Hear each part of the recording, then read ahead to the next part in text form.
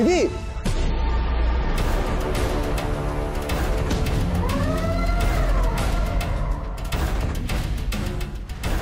কোথায় ছিলিস মা? তুই ঠিক আছিস? কি হয়েছে তোর? কোথায় চলে গেছিলি তুই? কি রে দিদি, তুই কোথায় চলে গিয়েছিলি কাউকে কিছু না বলে? আমাদের সবার কত চিন্তা হচ্ছিল বলতো। কোথায় গেছিলি বল? মাগো, তুই ঠিক আছিস তো? কি রে, তুই ঠিক আছিস তো বল?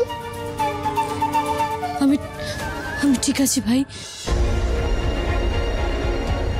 কিন্তু মহল ছেড়ে এই রাতের অন্ধকারে একা একা কোথায় বেরিয়েছিলিস তুই? তুই জানিস না বাইরে বিপদ ওত পেতে বসে আছে? আজ তোর যদি কিছু হয়ে যায় তাহলে আমি কি নিয়ে বাঁচবো?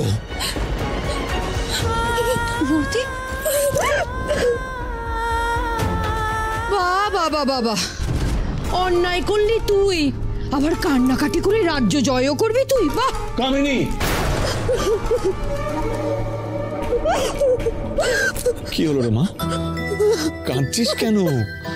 আমি কি তোকে সত্যি সত্যি বকেছি নাকি? দুশ্চিন্তা হচ্ছিল বলেই না।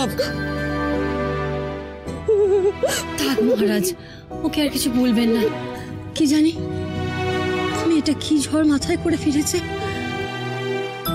কি অবস্থা হয়েছে মুখ চোখে দেখুন মহারাজ। মা, ও মা, টাকা আমার দিকে চল, আমার সাথে চল। যা যা। হ্যাঁ পরমাশে, তুমি ওকে নিয়ে যাও। যা মা।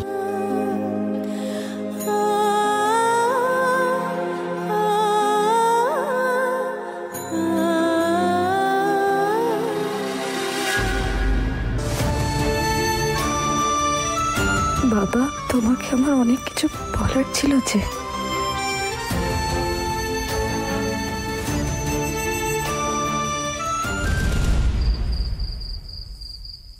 এবার দ্বিতীয় পরীক্ষা।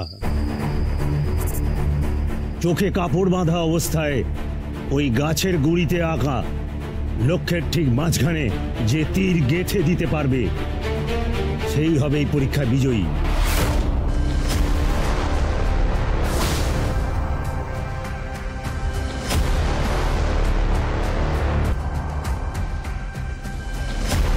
আমাকে সর্দার বলে ডাকার জন্য প্রস্তুত হও দেবদত্ত। বিবেকের পরীক্ষা পর্যন্ত আর অপেক্ষা করতে হবে না।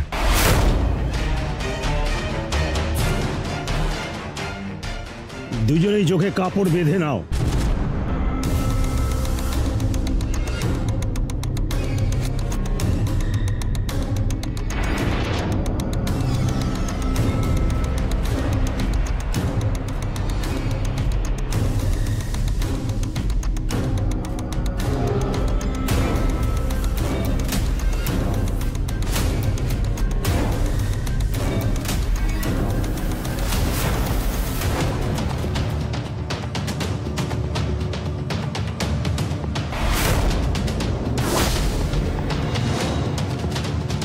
প্রস্তুত হও।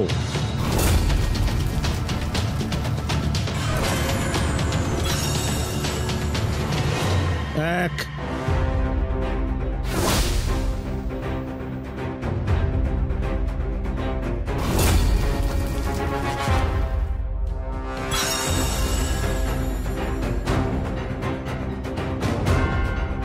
দুই,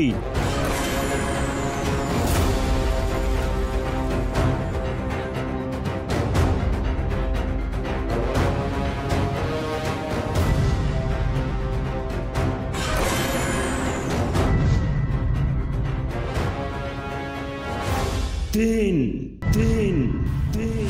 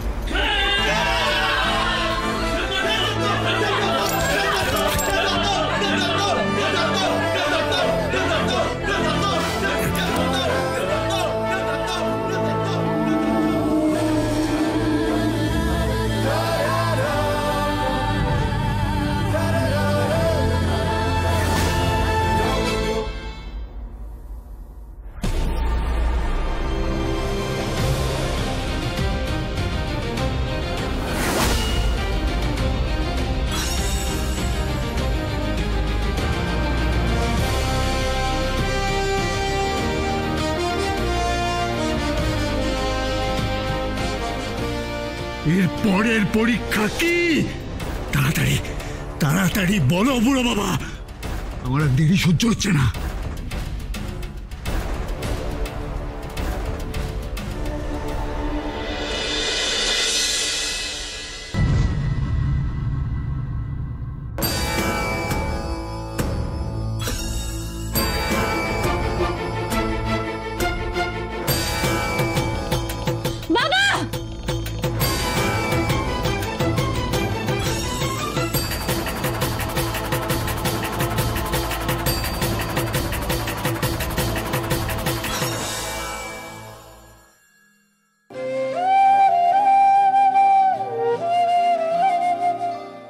মা, তুমি তো সব জানো।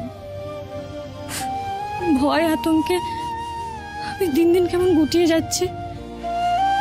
আমার শুধু মনে হচ্ছে আমার চোখের সামনে যা হচ্ছে তার পিছনে নিশ্চয়ই কোনো কঠিন সত্যি আছে। গভীর কোনো ষড়যন্ত্র চলছে। আমার আশেপাশে যারা আছে আমার মনে হচ্ছে সবাই একটা নকল মুখোশ পরে আছে। আর ওই ব্যাচ ছেলেটা, আমি ব্যাচ সর্দার কিরাতের ছেলে। ওর সাথে দেখা হওয়ার পর থেকে একটা না একটা অঘটন ঘটেই চলেছে। সেদিন ভোরে আমি স্বপ্ন দেখলাম ওই ছেলেটা বাবাকে মারতে এসেছে, আর ঠিক তারপরেই বাবার উপর আক্রমণ। আর বাবার উপর যারা আক্রমণ করলো তাদের পরিবারের উপরও অন্য কারো একজন আক্রমণ করে দিল। কেন মা, কেন আমার বারবার মনে হচ্ছে আমাদের কেউ ক্ষতি চাইছে? এই রূপনগরের কেউ ক্ষতি চাইছে।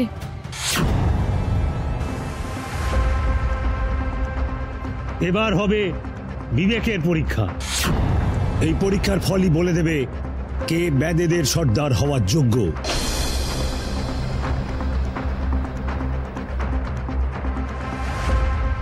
দেবদত্ত নাকি রঘুরাজ? প্রশ্ন একটাই, যে উপযুক্ত কারণ দেখিয়ে উত্তর দিতে পারবে সেই বিজয়ী হবে। ধরো, এই বিশাল জঙ্গলে যদি কখনো আগুন লাগে আর সেই আগুনের কবলে বনের সমস্ত পশু পাখি এবং মানুষ পড়ে, তাহলে তুমি তখন